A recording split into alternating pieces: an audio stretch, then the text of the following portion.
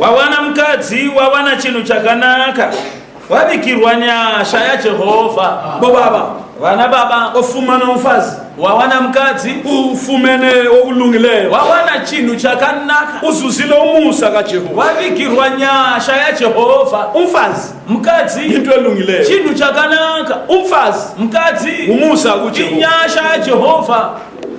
Amen. umfazi mukadzi hayachipanga hana kuchipa angitsho ngedola kwete nomtengo wemari hayi kwete kasonto ephonga udojwa handi chinhu chokungonhongwa. umfazi mukadzi aiwa umfazi mukadzi uqakatheke impela anokosha kwazo. wathatha umlimo baba ensimini yase-Edeni zvakatora mwari mubindu reEdeni utalalisa indoda kuti vararise murume uthoma ubunzima hope dzakakura kwazo wasekwachubhama ndokubva vavhomora rumbavu. umfazi kakhiwa ngesihlahleni mukadzi hana kutanhwa pamuti namilanga phansi hana kumera pasi wakubunjwa isandla asi sikamlimo wakaumbwa nemaoko amwari esuke emzimbeni wendoda achibva pamuviri womurume. mlimo uthe emveza mwari vakati vachimuratidza indoda yamqamba murume ndokubva amudoma yathi wena akati iwe thambo lamathambo uri akho fumba ramafumba ako inyama yenyama uri yakho nyama yenyama yako ubizwa ngokuthi uchanzi umfazi uri mukadzi. manje umfazi zvino murume bantu bakithi vanhu vokwedu uvela kumlimo unobva kuna mwari ngoba konke kuvela nokuti zvose zvinobva kuna mwari sezvinoreva ofumana umfazi unowana mukadzi siyamtshayela ihlobo anoitirwa makoroko. ofumana umfazi wawana mukadzi siyambuthanela tinomuunganira sezvataungana ngoba isitoti into eyelula nokuti hazvisi nyore udinga ubhambo lakho kutsvaka rubavu rwako uluthole udzamari waruwana. ushabelo ne-14 billion nyika yakazara nevanhu 14 billion yevanhu utholo lwakho unowana rwako rubavu. uthiniwe unoti chiiwe khona lebhinga khona kupinga iko endlini yabo ncube paibaye kwancube ezama umetroni achiberekwa metroni bona babesithi ndajana musimbi varabesithi vazele umntwana ndajana mwanakazi ngizele inkazana ndabotelwa lokho uthi-ke ngenzela umsa athi babethokoza vachifana nazo bagcinela omunye umfazi njengoba vari kuchengetera mumwe murume mukadzi wake bemnika uchago vachimupa mukaka bemthengela amanapukeni vachimutengera namanepini bagcinela ujustice vari kuchengetera justice bemfundisa ukuthanyela vachimudzidzisa kutsvaira baba bemfundisa ukupheka nokubika naye bemfundisa ukuwatsha vachimudzidzisa nokuwacha nokuklina endlini nokuchenesa pamba nokulima imbhidi engadini nokulima muriwo mukateni kanikwenzela ujustice maizviitira justice. khatheso justice zvino justice sithetha into yakhe watora chinhu chake ofumene umfazi wawana mukadzi ufumene okulungileyo wawana chinhu chakanaka uthetha i-complete package konapha watora chinhu chakakwana full chakaperera package epakeji yakaperera thetha into ephekayo atora chinhu chakaperera ephekayo atora chinhu chinobika pheka isitshebo anobika usabi apheka isitshwala abike sadza enopi abike nenopi bepheka lo anogona kubika maya hamba ubone mhlana epheka inhlanzi yenda unoona musi wanobika fish awusoze umuzwe umnuko wenhlanzi aunganzwi munhuwi wehove uyabe ikhanzikile anenge aifuraya nenzira yakadzidziswa namai ava elaphana justice ari paya pajustice ufike fake ekhaya kuphela anosvikotsveta kumba izinto zizenzakalele zodwa zvinhu zvikozviitikira zvoga ujustice limazelo mzimba omncane anti justice munomuziva aino muviri mutete achipfeka size 3 kulungile zvakanaka yekela akamphatha umetro tarirai regai ambobatwa nametro into elungileyo chinhu le chakanaka ichi yekela ingene ekitchen rega chimbopinda mukicheni yekela mkhudumezela amanzi kamudziyisire mvura uzatshintsha lo mbala achachinja noruvara uzabona le nwele sezigameka kuhle uchamona kukama vhudzi rake zvakanaka nethayi sihlala kuhle netayi inenge yakusungwa zvakanaka ikola siwatshwa kola inenge yava kuriwachwa izinto zvakanaka ephele awana chinhu chakakwana. ya yikho kumele sibuthane emtshadweni nokusaka tichifanira kuungana pamuchato sizobongisa ijaha elizuze okulungileyo tichizobongera mukomana wawa chakanaka pamberi paMwari kusukela namhla kufira nasi kusukela khathesi kufira iko zvino sechinjimizu justice chatochinja zita justice kasenguye justice achazonzi justice hayi aiwa nxa esesabelwa kana akudalirwa akuthiwa we akunzi we hayi kwete angambiza umkakhe akadaidza mukadzi wake ngenxa yomthetho kamlimi obhalwe enhliziyweni yakhe nokuda komurayiro wakanyorwa umetroni kusukela namhla metroni kufa nasi useyabiza ititle entsha kajustice akuzopiwa zita idzwa rajustice angabizwa ngujustice akadaidzwa najustice usabela thi yena unodavira achiti iye ishe namhla nasi sigcoba inkosi tiri kuzora mambo ujustice yikho phela sibuthana bazalwane saka tichiungana sigcoba inkosi tirikuzota ishe nezuva romchato awuyiboni icorona yankhona hausi kuona korona yacho nasiyana tuyibonile anti waibona inkosi indishaba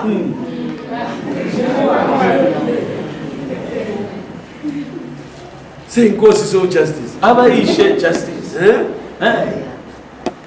hemajaha majaya setshintshile sephumile egrupini yabafana atochinja abva mugrupu yevakomana ubizwa nkosi akunzi ishe singathi ambize khona phana tingati vamudaidze iko zvino munganzwa chishamisa sesabela kuti shangwe zvamudaira zvakanaka sezvavataura ambiza athi angasi tuzambiza athini ngoba into ehle phela uyayinika amabizo hatizivi kuti achamudana achiti chi nokuti chinhu chakanaka unochidoma mazita uyatete mbize sithi kuti kupeti mamoyo achimudaidza kana kuti achati kwaari mamoyo oho uzozakala mancube Mancube akati mancube nxa engale phandle kana ari panze amashedi chiri uzazakala ekhuluma ngesitonga akibathi mwami achanzwika achidaira nechitonga chokwava achitishe agijima umntana abantu manye mwana wava afike amadolo athi qhi asvike afugame namavi inkosi seyikhuluma ishe wake votaura naye uyabona-ke manje ufumene umfazi wawana mukadzi ufumene okulungileyo wawana chinhu chakanaka uzuzile umusa kuJehova wawikirwa nyasha yaJehova kutsho ukuthi layo umfazi zvichireva kuti naiye mukadzi uzuzokuhle kumlimi wawana chinhu chakanaka kuna Mwari uthola indoda yakhe wawana murume wake lapha akwatshwa khona akavhomorwa ngamanye amazwi nemamwe mashoko namuhla umetron nasi metron ubiselwe endaweni wadzorerwa panzvimbo pake la ungabuyela ngina nti kumnandi ati newe ukadzokera kwenyu zvinokunakira namhla nasi uno inhliziyo kametron moyo wametron ihlezi phansi wagara pasi ihlezi phansi tekete wagarika pasi kugara chaiko sebuyiselwe endaweni yakhe adzoserwa panzvimbo pake uyazi phela unoziva kasazigqokisi achazvipfekedzi hayi aiwa segqokiswa ngumnikazi wakuzopfekedzwa nomuridzi lokufidwa nokupiwa chikafu sethengelwa nama-orange wakutengerwa namabhanana lesepa nesimbo neloshini neloshini nakade gcoba ngevasilini kana angachizora nevasilini siyetshintsha akuzochinja azagqala bagcobe kumbe kuthiwa yi-olenji azore mafuta anonzi ole kumbe ubegcoba ngepamolive whatever lotion sengumbe siyagcoba ngelux kana anga achizora nepamolive wakuzochinja wozora nemafuta anonzi lux nempahla sezitshintsha nempatya dzakuchinja ngoba usendaweni yakhe nokuti wava panzvimbo pake sezogcinwa wauya kuzochengetwa ngoba uyinto elungileyo vela kuJehova ichinhu chakanaka chinobva kuna Mwari siyambonga umlimi tinovatenda Mwari siyababongela laba babili tinovatendera vaviri ava abenza into ehle vaita chinhu chakanaka kudaro ufumana umfazi wawana mukadzi ufumene okulungileyo wawana chinhu chakanaka uzuzile umusa wavikirwa nyasha yaJehova umfazi ke mukadzi uyaphathwa unobatwa zvakanaka umfazi mukadzi uyagcinwa, unochengetwa, uyathandwa. unodiwa. Lokhu kungumthetho kaMusa. Murayiro waMwari iwoyo. Indoda futhi Murume zvakare iyahlonitshwa, unokudzwavo. indoda futhi Murume zvakare iphathwa kahle. unobatwawo zvakanaka. Lokhu kungumthetho kaMusa. Murayiro waMwari iwoyo. Nango kumthetho kaMusa. Oyu murayiro waMwari Sizawufunda la. tichauverengerwa panapa. Laba babili Ava vaviri kasibe sabeli hativatyire umthetho kaMlimu nokuti murayiro ulotshiwe waMwari enhlizweni zakho. wakanyorwa pamahwendefa emoyo yavo. Asiwuzweni Ngatiunzwei. abasefeso. VaEfeso. Abasefeso VaEfeso Chapter 5, verse chapter 5 verse 22. siqalise khona. Bafazi zihlaleni phansi kwamadoda enu kungathi phansi kwenkosi, ngokuba indoda iyinhloko yomfazi njengokuba uKristu uyinhloko yebandla, yena ungumsindisi womzimba. Kepha njengokuba ibandla lizihlela phansi kukaKristu, kunjalo nabafazi abazihlele phansi kwamadoda abo ezintweni zonke. Verse 22. Imi vakadzi muzviise pasi pavarume venyu chaivo sezvamunoita kuna She, nokuti murume musoro womukadzi saKristuvo musoro wekereke, iye amene ndiye muponesi womuviri. 24. Asi kereke sezvairi pasi paKristu, vakadzi ngavadaro pazvinhu zvose kuvarume vavo. Nangu umthetho kaMlimu. Oyu murayiro waMwari. Jehova namhla asitshela Jehovha nasi vachatibudza ukuthi umuzi uhlalwa njani. kuti musha unogarwa sei.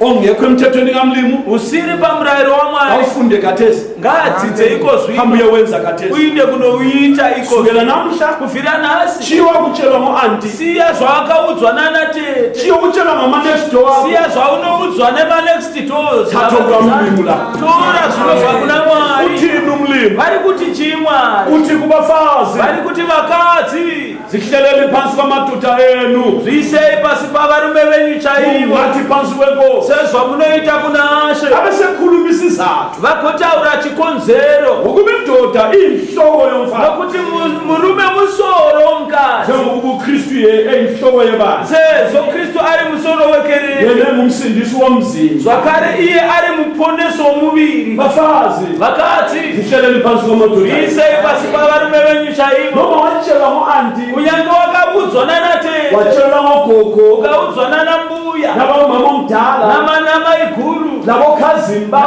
nanakazini abathathwayo, vako vakaroorwa, abantu ababoshwe ezindlini zabo vamwe vakadzingwa mudzimba dzavo ngenxa yokungaziphathi nokuda zokulaleli. kokusazvibata nokusateerera. Bekutshela besithi Vachibudza vachi ungajayizi indoda, usajaidza murume, ungamvumeli sibili, usamutendera wazvinzwa, ungamfundalela into ayifuna. usateerera zvaanoda kutaura. Nawe umtshela Newe unofanira nawe kumuudza umuntu ulengqondo. nokuti newe uri munhu une pfungwa. Halela ngikutshele, Teerera unzwe, babe bekulahla kakhulu. vanenge vachikurasa zvikuru. Wena Iwe thatha umthetho tora murayiro kaMlimu. waMwari. Ungabezwa besithi Ukanzwa vachiti nangu umuthi mntakamama, oyu mushonga mwana wasekuru, thatha umuthi lo mntakabhuti. tora mushonga uyu mwana Indoda womukoma. iyalungiswa uzwile, Murume unogadzirwa wazvinzwa, ufakele lapha muisire apa nasemanzini uvuvuzele ugoisa nomumvura, leporijini ufake. uise nomuporiji make. Indoda iyalungiswa Murume unogadzirwa wazotathande wena kuitira wedwa. kuti ade iwewe woga.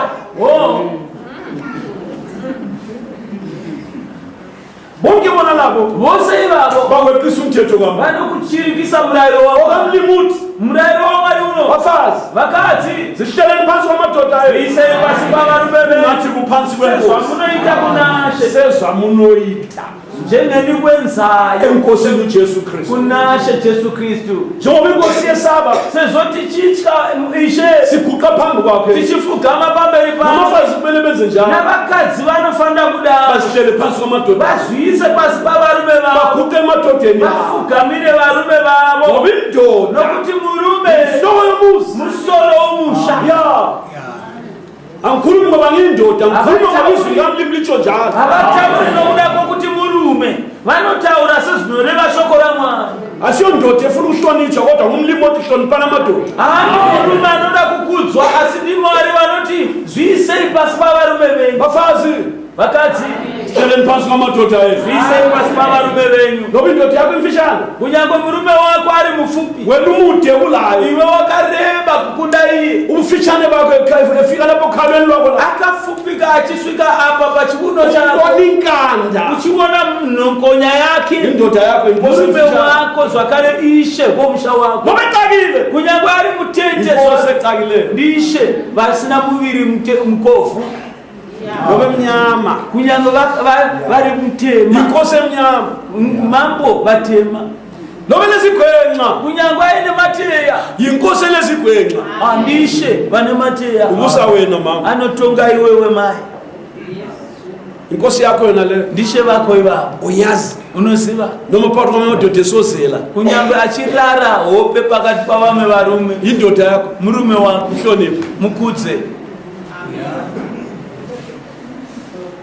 uyazi ukuthi wozeliswa yini Unoziva chinokonzera kuti arare? ngotsha ikhothe ebusuku esikhathini sokuthi lilale uyabuloku umdusuka ngendoda anadumelo bani mbani okhulume la ifoni yakho ike yathi no number lapho ngubani lona nje ufonile ilizwi lizwile futhi belingelomfazi Ndiwe unomuitisa makoti usiku, anokonewa kurara uchimutongesa, uchimurova kudai mukatitaurirane. Wanga uchitaura nani? Ndanzwa inzwi romunhu wainga achitaura pedyo newe kuti nderomukadzi. indabutopi ifoni ikhala waphuma phandle umfazi wakho yena lwathi ukhuluma la ngubani Sei wanhonga foni ichirira kwabuda nayo panze, wanga uchiridzirwa foni nomukadzi ndiani? indoda idiniwe ivele emsebenzini Murume wakaneta anobva kubasa, ufuna uzophumula endlini anoda kuzorora pamba. mtshanga endolwane ebusuku Unomurova nokudaro une gogora usiku. uzuthi ujumeke ngo-4 ekuseni Adzamare abatwe nehope makuseni na fono kuda kukuneta. kumele avuke ngo-6 uyavuka ngo-7:30 Anofana kumuka na 6 wozomuka na 7:30. sesibalethe emsebenzini bangidlela imali ucomplaine futhi Anonoke kubasa achirwe mari ugokomplena iwe nomukupera komedzi. indoda ewozelayo Murume unobatwa akange nehope busuku ethonisiswa ngumfazi hana kurara usiku achitongeswa nomukadzi. sesikwazi Takuzviziva. siyabona indoda elala phambi kwethu Tikabona murume anorara pamberi pedu, ya. uphume khoti ari kubva mukoti. ya asoke sola indoda elalayo siyasola umama Hatizoshori murume anorara, tichasora mai vacho. yindaba ungavumeli uba balale Sei musingatenderi baba kuti varare hope usiku. ubuthongo phela kulabe ebusuku Hope dzinorarwa usiku ka. ngeke lalala phumume Murege arare akozorora. mama Mai, hlonipha indoda yakho kudza mukadzi murume wako yinkosi yakho ndishe vako. induna yakho Ndiye ishe Inhloko vanokutonga. yekhaya. Ndiye musoro wepamba. siyambonga umlilo Tinovatenda. nasi imoda yasezulwini Hey moda yokudenga. akona into zesikolo lezi Kwete zvinhu zvekuchikoro. ezibuye 5 years akhona Vakauya makore mashanu afura. 50-50. akula mntwana singalinganiyo lapha Hakuna tichingaidzani ipo. akutshintshi ibhayibhile sibona Imbochinjawo bhaibheri tione. umlimi wathi Mwari vakati hloniphani amadodeni zviisei pasi pavarume full stop vakapedza nazvo. akula edition eyinye revised edition yebhayibhile Hakuna kuwedzerwa kwamashoko ebhaibheri. hayi mlimi wakhuluma kanye kunjalo kunjalo Mwari vakataura kamwe chete zvikamira zvakadaro nanhasi zvakadaro. mama Mai, nxa ungahloniphi indoda kana usingakudze murume, nxa ungahloniphi phansi kana kwendoda usingazviise pasi pomurume, uzidilizela umuzi wakho uri wedwa kuparadza musha wako woga. ngutshayo nencindi Uri kurova nechibhakera musha wako uchipwanya wedwa wega. ubulala amawindo omuzi Uri wakho kupwanya mawindo omusha wako. khipha uphahla lwendlu lakho Uri kuvhisa denga romusha wako. udiliza uthango lomzi Uri wakho kuparadza ruzhowa romusha wako. thuma Dzikama, zihlele zviise pasi, hlonipha kudza, lalela terera.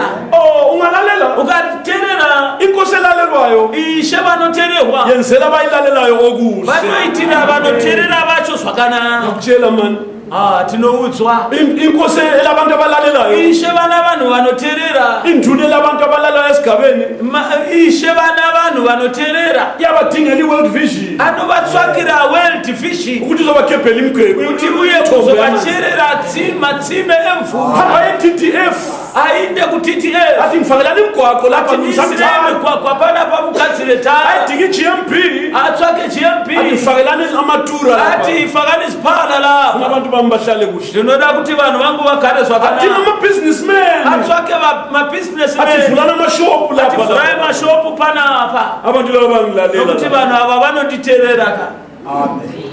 ngoba abantu balalela inkosi Nokuti vanhu vanenge vachiteerera mambo. nawe mama Newe mai. ungalalela umkakho Ukateerera murume wako. ndivelela izwitsi ma Vachadhirivhara maswitsi kwauri. ezingaphathwa ngabantwana akabazibambi Maswitsi acho haabatwe nevana kwete. zizikhomeni zangaphakathi Anogara muzvikwama zvomukati. unikaseli mthu Unopiwa kana mava vaviri. uyakhipha ibhashi ngabo uma lifake lapha Anobvisa bhachi rake nohoni achiriisa apo. khangele ibhashi Umzwa achita imbotarisa pachikwama chebhachi yangu apo. hakulani baba uthi Kuneiko hanzi atachitarisa iwe. khangela baba Tarisa apo. yeah Ehe. uyabona ke Unoona ba. inkosi icabangela ukwenzela umuntu abantu bayinto Ishe ava vafunga kuitira vanhu vavo zvakanaka. umama tuthi uyalibamba ibhashi Mai vachibata bhachi. sokule nto athi ngekho ekuseni indoda isiyala Hava nechinhu changa chisipo mangwanani murume Ati achibva angenisa pamba. sandla. Atiopinza ruoko. ahlangane nento ethi shwashwa Asangane nechipepa chinochema chema. thukanyana Ati avhunduka mbichana. angenisa isandla futhi Apinze ruoko uyathe zvakanaka. hwacha so Achibudisa kudai. abona i-Cadbury chocolate Avone paine Cadbury chocolate. phathela umama kuphela Yabikirwa mai chete. aba bangiyabonga Baba ndinotenda zvikuru. yesibanda Mudhawini fodloza ngiyabonga ndinotenda. emdaweni shawe nomshado Shumba. wehlula ithambo Hey. ubaba lona sekhipha ithayilelo ezigugume zuthi Baba bayabofisa tai vachizvibudisa uyabona manje kusasa uyabuya lokunye futhi mangwana anouya akakubatira zvimwe ngoba umama luyamhlonipha nokuti mai ava vanovakudza baba. inkosi mayilibusise Ishenga varume vavadzai vana mai. hloniphana amadoda Kudzai varume venyu. umfazi ongahloniphi indoda Mukadzi usingakudze murume uyazincitshisa anozvinyimisa. uyafuna amafehlefehle Unoda zvakanaka. uyafuna okuhle Unoda zvakanaka. ufuna ezifele emlonyeni Unoda zvinofira mumuromo yenyu. thanda ezinukelela kuhle Unoda zvinonhuhwirira hlonipha zvakanaka. indoda yakho Kudza murume wako chete. noma inila mali Kunyangwe asina mari. umlimi wafaka amacebo okukwenzela izinto wena Mwari vakaisa mazano okukuitira zvinhu iwe. ziyabuya kuphela Zvinouya chete. igama lenkosi malibonga Zita raShe rikuru. bisisithi lapha izwi likamlimi Rigoti shoko raMwari. verse 25 25. madoda thandana omkenu Amen. njengokuba uKristu walithanda ibandla wazinikela lo Imi varume idai vakadzi venyu.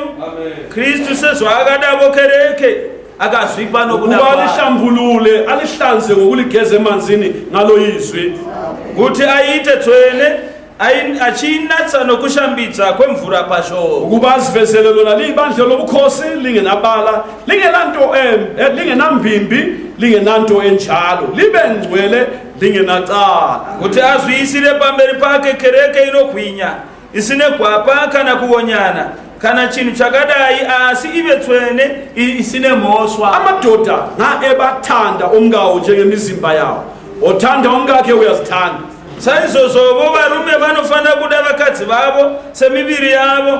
Unoda mukadzi wake unozvida. akukho umuntu okwazonda inyama yakhe uyayondla ayiphathe kahle njengenkosi yenzela ibandla Nokuti hakuna munhu akatongovenga nyama yake asi unoipa zvokudya nokuichengeta. Kristu sezvaanoitira kereke. singamalungu omzimba wayo singokwenyama yayo singokwamathambo ayo Nokuti isu tiri mitezo yomuviri wake. ngalokho umuntu uyakushiya uyise nonina abambelele kumkakhe babe inyamanye bobabili Naizvozvo munhu uchasiya baba vake namai vake anamatire mukadzi wake, ivavo vaviri vachava nyama imwe. verse 33 or 32 lokhu kuyimfihlo enkulu kepha ngiyakhuluma ngoKristu nebandla Chakavanzika ichi chikuru, asi ndinotaura zvaKristu nezvekereke. akube yilowa kini athande umkakhe njengokuba ezithanda athi umfazi ahloniphe indoda yakhe Asi imivo mumwe nomumwe ngaade mukadzi wake sezvo anozvida iye nomukadzi ngaatye murume wake. Matota. Varume. Matota. Varume. Thandana umngeni. Idai vakadzi venyu. Awuzwa umthetho kaMlimu. Unonzwa murayiro waMwari. Matota. Varume. Thandana umngeni. Idai vakadzi venyu. Asizwanga ukuchaya umfazi la. Hatina kunzwa nezvekurova mukadzi.